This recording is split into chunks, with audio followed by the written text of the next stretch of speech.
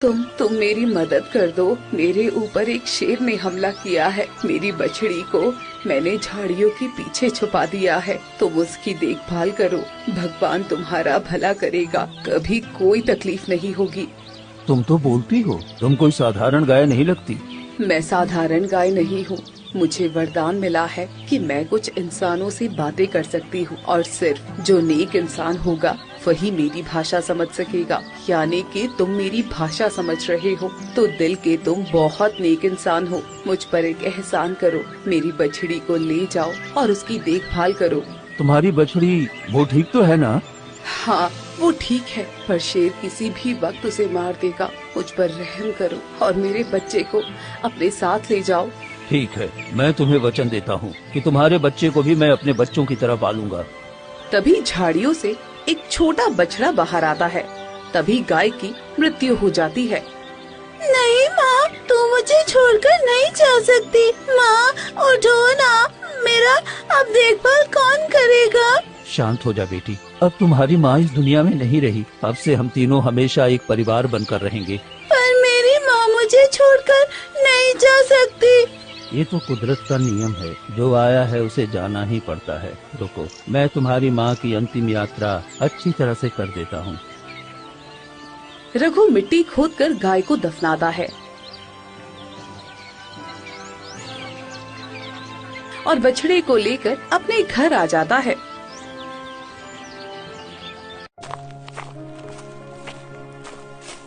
पिताजी, पिताजी, आपके आने में इतना वक्त कैसे लग गया? आप ठीक तो है ना? हाँ, मैं बिल्कुल ठीक हूँ बेटा। और देखो बेटा, तू कहता रहता था ना तेरा कोई अच्छा दोस्त नहीं है। मैं तुम्हारे लिए एक अच्छा दोस्त लेकर आया हूँ। क्या सच में पिताजी? कहाँ है मेरा दोस्त? ये देखो, एक बछड़ी है, एक गाय का बच्चा है जो बिल्कुल अनाथ है। अब हम तीनों एक परिवार की तरह रहेंगे। क्या सच में? तब तो बहुत मजा आएगा पिताजी। लेकिन ये देख नहीं सकता है। नहीं, ये देख नहीं सकता, ये जन्म से ही अंधा है। इसलिए अब से तुम दोनों एक अच्छे दोस्त की तरह पूरी जिंदगी साथ रहना, और कभी मुझे कुछ हो जाए तो तुम दोनों अलग मत होना। मैं वचन देती हूँ कि मैं तुम्हारे बेटे को कभी कुछ नहीं होने दूंगी और हम दोनों एक अच्छे दोस्त की तरह हमेशा साथ रहेंगे।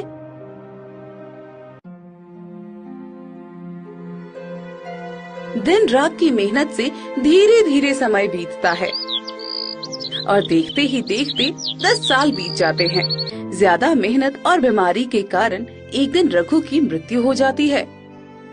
पिताजी, पिताजी क्या हो गया? आप कुछ बोल क्यों नहीं रहे हैं? गौरी, पिताजी को क्या हो गया? ये कुछ बोल क्यों नहीं रहे हैं? गोपाल पिता की मृत्यु हो गई है। अब वो कभी बोल नहीं पाएंगे। वो हमें छोड़कर चले गए हैं। नहीं नहीं, ऐसा नहीं हो सकता। पिताजी मुझे छोड़कर नहीं जा सकते। पिताजी, पिताजी उठिए ना, क्या हो गया है आपको? गोपाल फूट फूट कर रोने लगता है।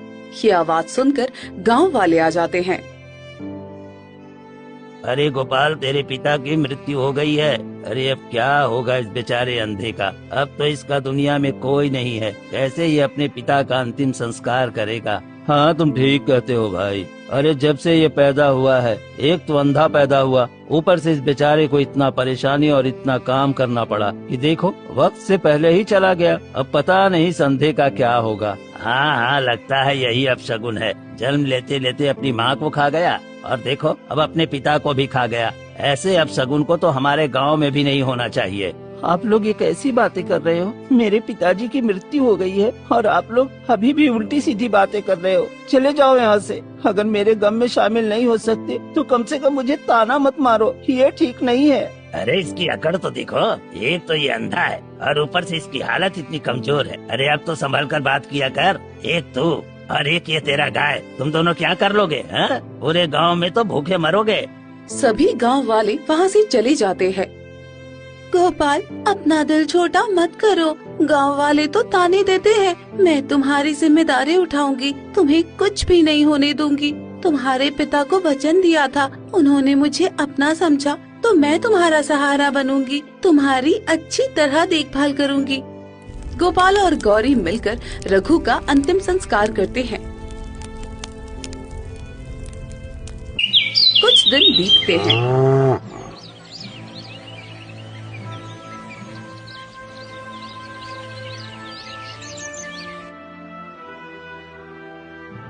गौरी, मुझे बहुत जोर की भूख लगी है और मुझे कुछ भी दिखाई नहीं दे रहा। तो मैं क्या बनाऊं, क्या खाऊं, मुझे कुछ समझ में नहीं आ रहा है। मैं कुछ खाने का इंतजाम करके आती हूँ। गौरी घर से निकलकर गांव वालों के पास जाकर खड़ी हो जाती है। कोई कुछ खाने को दे दो। ये गाय यहाँ पर क्या कर रही है? लगता है हमसे कुछ कह रही है। अरे गाय भला कैसे बोल सकती है? तुम्हें जरूर कोई नशा हुआ है। अरे जा जा जा यहाँ से, तेरा साया हमारे ऊपर मुसीबत लाने वाला जैसा है। जा जा यहाँ से। गौरी को भगा दिया जाता है और वो कई जगह मदद मांगती है, लेकिन कोई उसकी मदद नहीं करता। थक हार कर गौरी घर वापस आती है।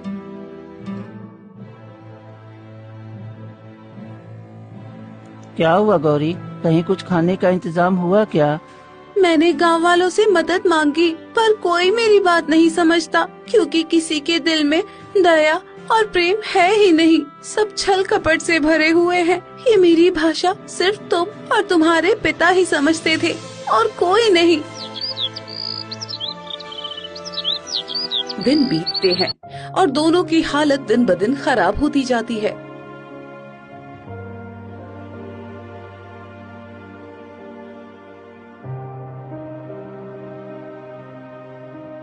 गौरी, चलो मैं तुम्हारे साथ चलता हूँ, शायद कोई हमारी मदद कर दे।